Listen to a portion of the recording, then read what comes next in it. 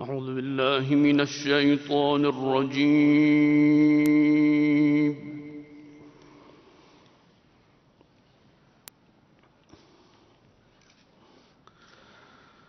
بسم الله الرحمن الرحيم.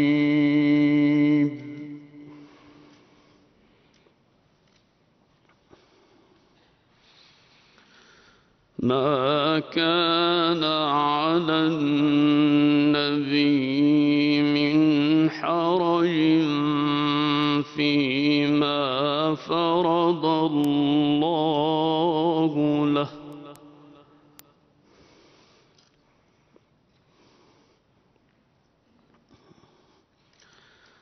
سنة الله في الذين خلوا من قبل،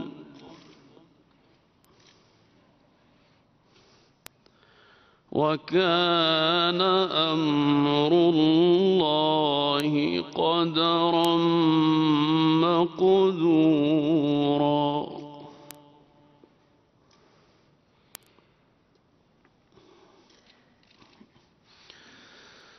الذين يبلغون رسالات الله ويخشونه ولا يخشون أحدا إلا الله،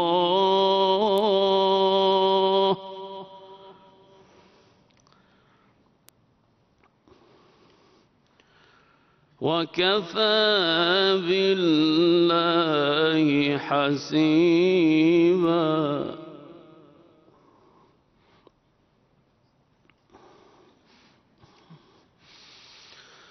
ما كان على النبي من حرج فيما فرض الله له،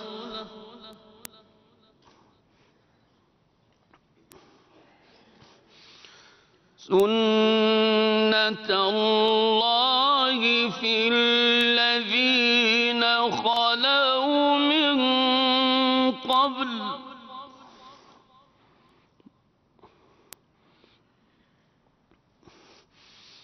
وكان أمر الله قدرا مقدورا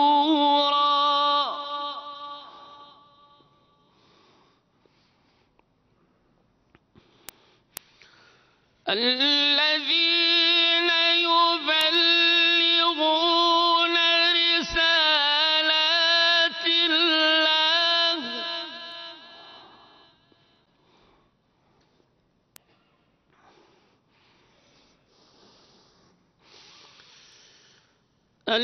الذين يبلغون رسالات الله ويخشونه ولا يخشون أحدا إلا الله وكفى بالله حسيبا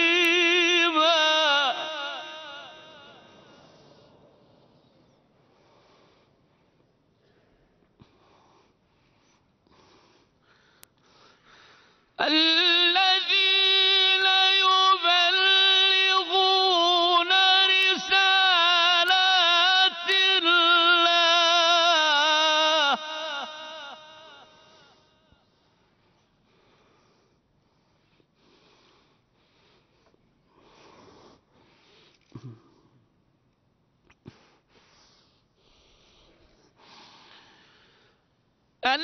الذين يبلغون رسالات الله ويخشونه ولا يخشون أحدا إلا الله وكفى بالله حسيبا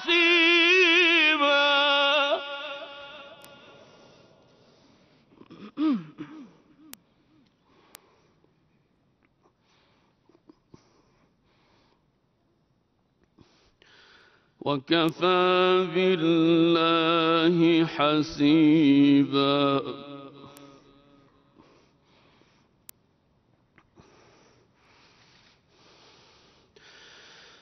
ما كان محمد أبا أحد من رجالكم ولكن رسول الله وخاتم النبيين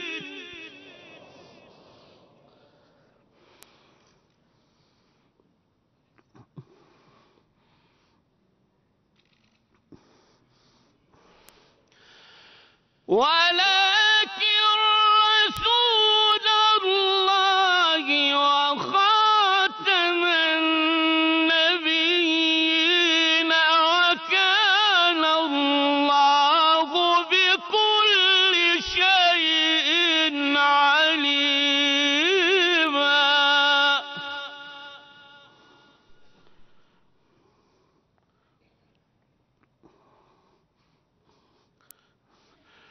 وكان الله بكل شيء عليما صدق الله العلي العظيم.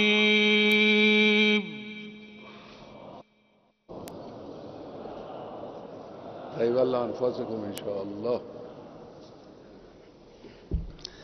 بسم الله الرحمن الرحيم والحمد لله رب العالمين والصلاة والسلام على سيدنا محمد المصطفى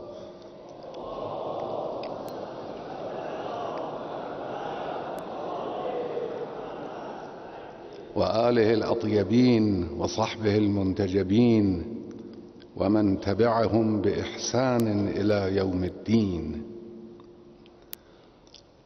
به شما میهمانان عزیز خوش آمد میگویم و از خداوند عزیز و رحیم میخواهم که به این تلاش جمعی برکت دهد و اون را گام مؤثری در جهت بهروزی مسلمانان سازد. انه سمیع مجیب. موضوع بیداری اسلامی که شما در این اجلاس به اون خواهید پرداخت امروزه در صدر فهرست مسائل جهان اسلام و امت اسلامی است. پدیده شگرفی است که اگر به اذن الله سالم بماند و ادامه یابد قادر خواهد بود سر برآوردن تمدن اسلامی را در چشماندازی نه چندان دوردست برای امت اسلامی و آنگاه برای جهان بشریت رقم زند. آنچه امروز در برابر چشم ماست و هیچ انسان مطلع و هوشمندی نمیتواند آن را انکار کند آن است که اکنون اسلام از حاشیه معادلات اجتماعی و سیاسی جهان خارج شده و در مرکز عناصر تعیین کننده حوادث عالم جایگاهی برجسته و نمایان یافته است و نگاه تازه‌ای را در عرصه زندگی و سیاست و حکومت و تحولات اجتماعی عرضه می کند و این در دنیای کنونی که پس از شکست کمونیسم و لیبرالیسم دچار خلأ عمیق فکری و نظری است پدیده‌ای مهم و پرمعنا به شمار می رود. این نخستین اثری است که حوادث سیاسی و انقلابی در شمال آفریقا و منطقه عربی در مقیاس جهانی بر جای گذاشته است و خود مبشر حقایق بزرگتری است که در آینده اتفاق خواهد افتاد. بیداری اسلامی که سخنگویان جبهه استکبار و ارتجاع حتی از به زبان آوردن نام آن نیز پرهیز می کنند و می ترسند، حقیقتی است که اکنون تقریباً در سراسر دنیای اسلام می توان نشانه های آن را دید. بارزترین نشانه آن اشتیاق افکار عمومی و به ویژه در قشرهای جوان به احیاء مجد و عظمت اسلام و آگاه شدن آنان از ماهیت نظام سلطه بین المللی و آشکار شدن چهره وقیح و ستمگر و مستکبر دولتها و کانونهایی است که بیش از 200 سال شرق اسلامی و غیر اسلامی را در زیر پنجه‌های خونین خود فشرده و با نقاب تمدن و فرهنگ هستی ملتها را دستخوش قدرت طلبی بیرحمانه و تجاوزگرانه خود کرده اند. ابعاد این بیداری مبارک بسی گسترده و دارای امتدادی رمزگونه است، ولی آنچه از دستاوردهای نقد آن در چند کشور شمال آفریقا دیده شد می تواند دلها را به نتایج بزرگ و شگرف آینده به اطمینان برساند. همواره تحقق معجزگون وعده های الهی نشانه امید بخشی است که تحقق وعده های بزرگتر را نوید می دهد. حکایت قرآن از 2 وعده‌ای که خداوند به مادر موسی داد نمونه‌ای از این تاکتیک ربوبی است. در آن هنگامه دشوار که فرمان به آب افکندن صندوق حامل نوزاد داده شد، خطاب الهی وعده فرمود که انا رادوه الیک و جاعلوه من المرسلین. تحقق وعده اول که وعده کوچکتر و مایه دلخوشی مادر بود، نشانه تحقق وعده رسالت شد که بسی بزرگتر و البته مستلزم رنج و مجاهدت و صبر بلند مدت بود. فرددناه الی امه کی تقر عینها ولا تحزن ولتعلم ان وعد الله حق. این وعده حق همان رسالت بزرگ است که پس از چند سال تحقق یافت و مسیر تاریخ را تغییر داد. نمونه دیگر یادآوری قدرت فائقه الهی در سرکوب مهاجمان به بیت شریف است که خداوند به وسیله پیامبر اعظم برای تشویق مخاطبان به امتثال امر فلیعبدوا رب هذا البیت به کار میبرد و میفرماید الم یجعل کیدهم فی تضلیل. یا برای تقویت روحی پیامبر محبوبش و باور وعده ما ودعک ربک و ما قلا، از یادآوری نعمت معجزگون الم یجدک یتیما فآوی و وجدک ضالا فهدی بهره میگیرد.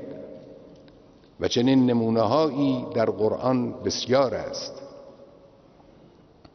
اون روز که اسلام در ایران پیروز شد و توانست دژ آمریکا و صهیونیسم را در یکی از حساسترین کشورهای این منطقه بسیار حساس فتح کند، اهل عبرت و حکمت دانستند که اگر صبر و بصیرت را به کار گیرند فتوحات دیگر پی در پی فرا خواهد رسید و فرا رسید. واقعیت‌های درخشان در جمهوری اسلامی که دشمنان ما بدان اعتراف می‌کنند همه در سایه اعتماد به وعده الهی و صبر و مقاومت و استمداد از خداوند به دست آمده است. مردم ما همواره در برابر وسوسه ضعفایی که در مقاطع اضطراب‌انگیز ندای انا لمدرکون سر میدادند نهیب زده اند که کلا ان معی ربی سیهدین. امروز این تجربه‌ای گرانبها در دسترس ملت‌هایی است که در برابر استکبار و استبداد قد علم کرده و توانستند حکومت‌های فاسد و گوش به فرمان و وابسته به امریکا را سرنگون ساخته یا متزلزل کنند. ایستادگی و صبر و بصر و اعتماد به وعده ولینصرن الله من ینصره ان الله لقوی عزیز خواهد توانست این مسیر افتخار را تا رسیدن به قله تمدن اسلامی در برابر امت اسلامی هموار کند. اکنون در این جلسه مهم که جمعی از علمای امت از کشورها و مذاهب گوناگون اسلامی در آن حضور یافته‌اند، شایسته می‌دانم به بیان چند نکته لازم در مسائل بیداری اسلامی بپردازم. اولین مطلب آن است که نخستین امواج بیداری در کشورهای این منطقه که همزمان با آغاز ورود پیشقراولهای استعمار آغاز شد، غالباً به وسیله علمای دین و مصلحان دینی پدید آمد. نام رهبران و شخصیت‌های برجسته چون سید جمال الدین و محمد عبده و میرزای شیرازی و آخوند خراسانی و محمود الحسن و محمد علی و شیخ فضل الله و حاج آقا نورالله و ابوالاعلی مودودی و دهها روحانی معروف بزرگ و مجاهد و متنفذ از کشورهای ایران و مصر و هند و عراق در صفحات تاریخ برای همیشه ثبت و ضبط است. در دوران معاصر هم نام درخشان امام خمینی عظیم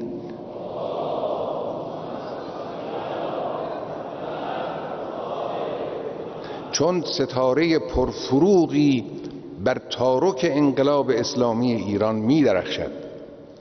در این میان صدها عالم معروف و هزاران عالم غیر معروف نیز امروز و دیروز نقش آفرین حوادث اصلاحی بزرگ و کوچک در کشورهای گوناگون بودند.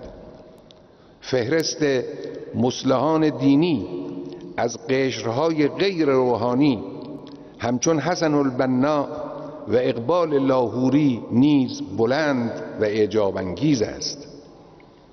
روحانیان و رجال دینشناس کمابیش در همه جا مرجع فکری و سنگ صبور روحی مردم بودند و هر جا که در هنگامه تحولات بزرگ در نقش هدایتگر و پیشرو ظاهر شده و در پیشاپیش صفوف مردم در مواجهه با خطرات حرکت کرده اند، پیوند فکری میان آنان و مردم افزایش یافته و انگشت اشاره آنان در نشان دادن راه به مردم اثرگذارتر بوده است. این به همان اندازه که برای نهضت بیداری اسلامی دارای سود و برکت است، برای دشمنان امت و کینه‌ورزان با اسلام و مخالفان حاکمیت ارزش‌های اسلامی دغدغه آفرین و نامطلوب است و سعی می‌کنند این مرجعیت فکری را از پایگاه‌های دینی سلب کرده و قطب‌های جدیدی برای آن بتراشند که به تجربه دریافته‌اند که با آنان میتوان بر سر اصول و ارزش‌های ملی به راحتی معامله کرد، چیزی که در مورد عالمان با تقوا و رجال دینی متعهد هرگز اتفاق نخواهد افتاد. این وظیفه عالمان دین را سنگین‌تر می‌کند. آنها باید با هوشیاری و دقت فراوان و با شناخت شیوه‌ها و ترفندهای فریبنده دشمن راه نفوذ را به کلی ببندند و فریب دشمن را ناکام کنند. نشستن بر سفره رنگین متاع دنیا از بزرگترین آفت هاست. آلوده شدن به صله و احسان صاحبان زر و زور و نمکگیر شدن در برابر طاغوت‌های شهوت و قدرت خطرناکترین عامل جدایی از مردم و از دست دادن اعتماد و صمیمیت آنهاست. منیت و قدرت طلبی که عنصران را به گرایش به سوی قطب‌های قدرت فرا می‌خواند بستر آلودگی به فساد و انحراف است. این آیه قرآن را همواره باید در گوش داشته باشند که تلك الدار الآخرة نجعلها للذین لا يريدون علوا في الأرض ولا فسادا والعاقبة للمتقین. امروز در دوران حرکت‌های امیدبخش بیداری اسلامی گاه صحنه‌هایی دیده می‌شود که نمایشگر تلاش عمله آمریکا و صهیونیسم برای تراشیدن مرجعیت‌های فکری نامطمئن از یک سو و تلاش قارون‌های شهوتران برای کشاندن اهل دین و تقوا بر سر بساط مسموم و آلوده خود از سوی دیگر است. علمای دین و رجال دیندار و دین مدار باید به شدت مراقب و دقیق باشند. دومین نکته، لزوم ترسیم هدف بلند مدت برای بیداری اسلامی در کشورهای مسلمان است. نقطه متعالی و والایی که بیداری ملتها را باید سمت و سو دهد و آنان را به اون نقطه برساند. با شناسایی این نقطه است که میتوان نقشه راه را ترسیم کرد و هدفهای میانی و نزدیک را در آن مشخص نمود. این هدف نهایی نمیتواند چیزی کمتر از ایجاد تمدن درخشان اسلامی باشد. امت اسلامی با همه ابعاض خود در قالب ملت‌ها و کشورها باید به جایگاه تمدنی مطلوب قرآن دست یابد. شاخصه اصلی و عمومی این تمدن بهره‌مندی انسان‌ها از همه ظرفیت‌های مادی و معنوی است که خداوند برای تأمین سعادت و تعالی آنان در عالم طبیعت و در وجود خدا آنان تعبیه کرده است. آرایش ظاهری این تمدن را در حکومت مردمی، در قوانین برگرفته از قرآن، در اجتهاد و پاسخگویی به نیازهای نو به نو بشر، در پرهیز از تحجر و ارتجاع و نیز بدعت و التقاط، در ایجاد رفاه و ثروت عمومی، در استقرار عدالت، در خلاص شدن از اقتصاد مبتنی بر ویژه‌خواری و ربا و تکاثر، در گسترش اخلاق انسانی، در دفاع از مظلومان عالم و در تلاش و کار و ابتکار میتوان و باید مشاهده کرد.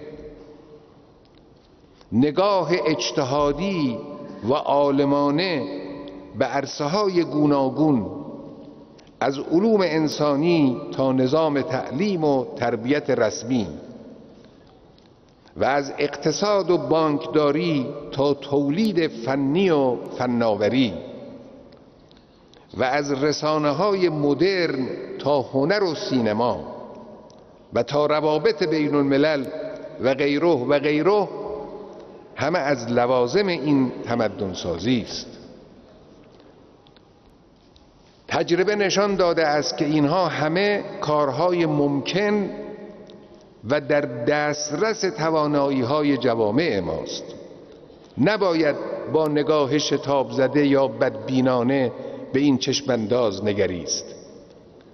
بدبینی به توانایی‌های خود کفران نعمت الهی است و غفلت از امداد الهی و کمک سنت‌های آفرینش فرو لغزیدن به ورطه الظانین بالله ظن السوء است.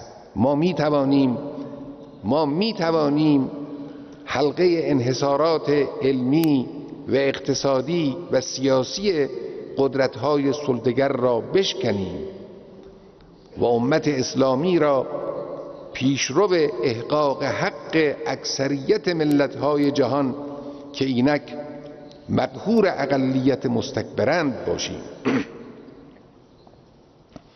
تمدن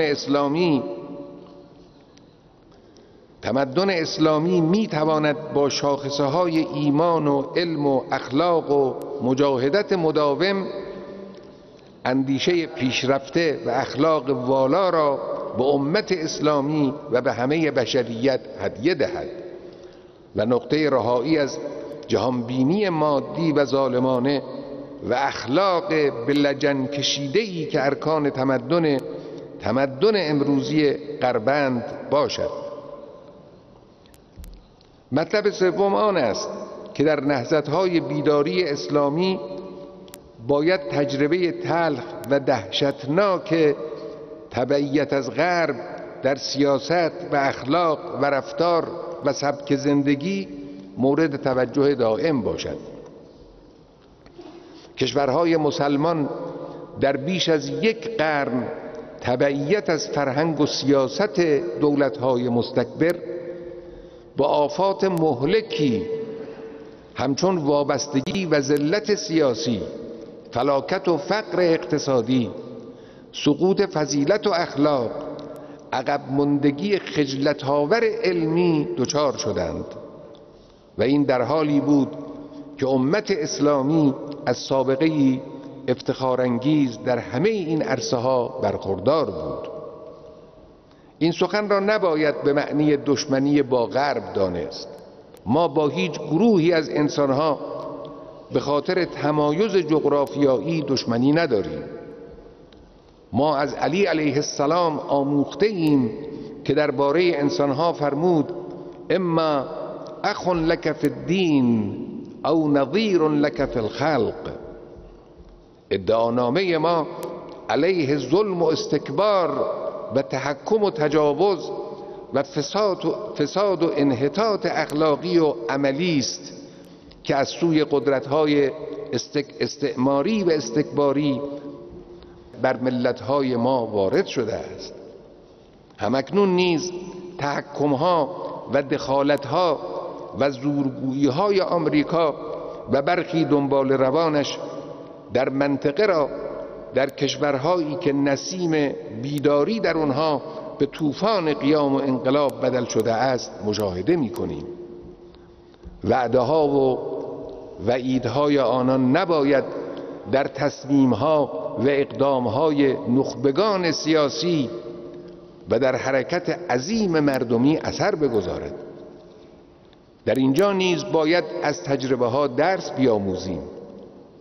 آنها که در طول سالیان به وعده‌های آمریکا دل خوش کرده و رکون به ظالم را مبنای مشی و سیاست خود ساختند، نتوانستند گرهی از کار ملت خود بگشایند یا ستمی را از خود یا دیگران برطرف کنند.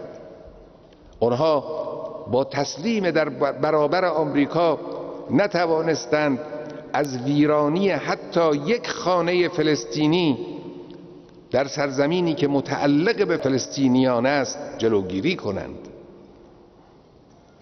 سیاستمداران و نخبگانی که فریفته تطمیع یا مرعوب تهدید جبهه استکبار شوند و فرصت بزرگ بیداری اسلامی را از دست دهند باید از این تهدید الهی بیمناک باشند که فرمود الم تر الی الذین بدلوا نعمت الله کفرا و احلوا قومهم دار البوار جهنم یصلونها و بئس القرار.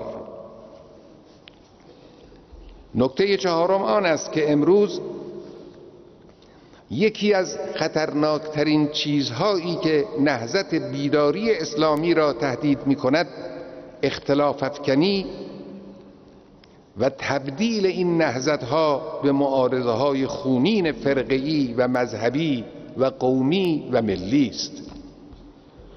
این توطئه همکنون از سوی سرویس‌های جاسوسی غرب و صهیونیسم با کمک دلارهای نفتی و سیاستمداران خودفروخته از شرق آسیا تا شمال آفریقا و به ویژه در منطقه عربی با جد و اهتمام دنبال می شود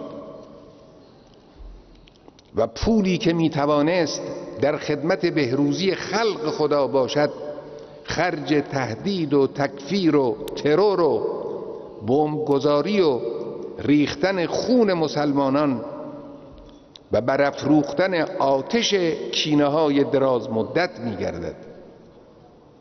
آنها که قدرت یک پارچه اسلامی را مانع هدفهای خبیث خود می دانند دامن زدن به اختلافها در درون امت اسلامی را آسانترین راه برای مقصود شیطانی خود یافتند و تفاوت‌های نظری در فقه و کلام و تاریخ و حدیث را که طبیعی و اجتناب ناپذیر است دستاویز تکفیر و خونریزی و فتنه و فساد ساختند.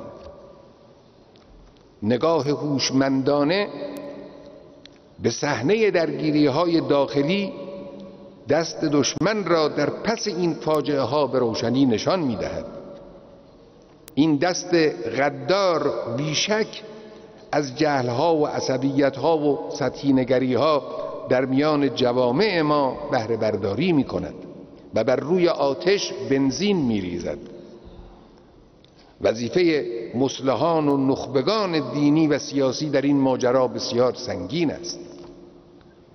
اکنون لیبی به گونه‌ای، مصر و تونس به گونه‌ای، سوریه به گونه‌ای، پاکستان به گونه‌ای و عراق و لبنان به گونه‌ای درگیر یا در معرض این شعله‌های خطرناکند. باید به شدت مراقب و در پی علاج بود. ساده اندیشی است که این همه را به عوامل و انگیزه‌های عقیدتی و قومی نسبت دهیم. تبلیغات غرب و رسانه‌های منطقه‌ای وابسته و مزدور جنگ ویرانگر در سوریه را نزاع شیعه و سنی وانمود می‌کنند و حاشیه امنی برای صهیونیست‌ها و دشمنان مقاومت در سوریه و لبنان پدید می‌آورد. این در حالی است که دو طرف نزاع در سوریه نه سنی و شیعه بلکه طرفداران مقاومت ضد صهیونیستی و مخالفان آنند. نه دولت سوریه یک دولت شیعی و نه معارضه سکولار و ضد اسلام آن یک گروه سنی اند. تنها هنر گردانندگان این سناریوی فاجعه آمیز آن است که توانستند از احساسات مذهبی ساده اندیشان در این آتش افروزی مهلک استفاده کنند. نگاه به صحنه و دست اندرکاران سطوح مختلف آن می تواند مسئله را برای هر انسان منصفی روشن کند. این موج تبلیغات در مورد بحرین نیز به گونه‌ای دیگر به دروغ و فریب سرگرم است. در بحرین اکثریتی مظلوم که سالهای متمادی است از حق رأی و دیگر حقوق اساسی یک ملت محرومند به مطالبه حق خود برخاستند. آیا چون این اکثریت مظلوم شیعه‌اند و حکومت جبار سکولار متظاهر به سنیگری است باید این را نزاع شیعه و سنی دانست؟ استعمارگران اروپایی و آمریکایی و هم پیاله های آنان در منطقه البته میخواهند چنین وانمود کنند، ولی آیا این حقیقت است؟ این هاست که علمای دین و مصلحان منصف را به تأمل و دقت و احساس مسئولیت فرا میخواند و شناختن هدفهای دشمنان در عمده کردن اختلافات مذهبی و قومی و حزبی را بر همه فرض می‌سازد. نکته پنجم آن است که درستی مسیر نهضت‌های بیداری اسلامی را از جمله باید در موضع گیری آنان در قبال مسئله فلسطین جستجو کرد. از 60 سال پیش تا کنون داغی بزرگتر از غصب کشور فلسطین بر دل امت اسلامی نهاده نشده است. فاجعه فلسطین از روز اول تا کنون ترکیبی از کشتار و ترور و ویرانگری و غصب و تعرض به مقدسات اسلامی بوده است. وجوب ایستادگی و مبارزه در برابر این دشمن حربی و غاصب مورد اتفاق همه مذاهب اسلامی و محل اجماع همه جریانات صادق و سالم ملی بوده است. هر جریانی در کشورهای اسلامی که این وظیفه دینی و ملی را به ملاحظه خواست تحکم‌آمیز آمریکا یا به بهانه توجیه‌های غیر منطقی به دست فراموشی بسپارد، نباید انتظار داشته باشد که به چشم وفاداری به اسلام یا صداقت در ادعای میهن دوستی به او نگریسته شود. این یک محک است. هر کس شعار آزادی قدس شریف و نجات ملت فلسطین و سرزمین فلسطین را نپذیرد یا به حاشیه ببرد و به جبهه مقاومت پشت کند متهم است. امت اسلامی باید در همه جا و همه وقت این معیار و شاخص نمایان و اساسی را در مد نظر داشته باشد. میهمانان عزیز، برادران و خواهران، کید دشمن را هرگز از نظر دور مدارید. غفلت ما برای دشمنان ما فرصت آفرین است. درس علی علیه السلام به ما این است که من نام لم ینم عنه. تجربه ما در جمهوری اسلامی در این زمینه نیز عبرت آموز است.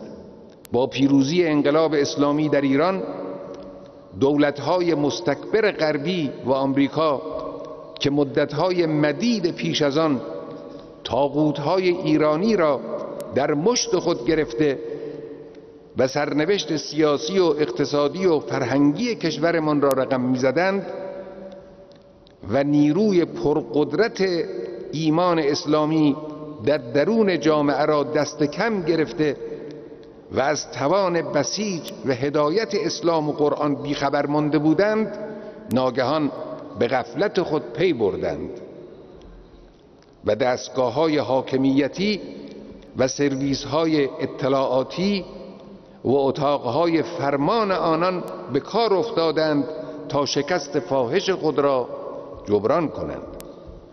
انواع توطئه‌ها و ترفندها را در این 30 و چند سال از آنان دیده ایم. چیزی که مکر آنان را نقشه بر آب کرده است در اصل 2 عامل اساسی است: ایستادگی بر سر اصول اسلامی و حضور مردم در صحنه. این 2 عامل در همه جا کلید فتح و فرج است.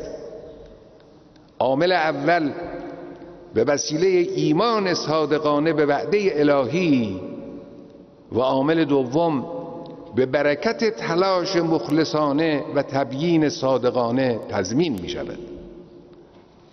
ملتی که صدق و صمیمیت پیشوایان را باور کند، صحنه را از حضور پربرکت خود رونق می بخشد و هر جا که ملت با عزم راسخ در صحنه بماند، هیچ قدرتی توان شکست دادن آن را نخواهد داشت. این تجربه موفقی برای همه ملت‌هایی است که با حضور خود بیداری اسلامی را رقم زدند.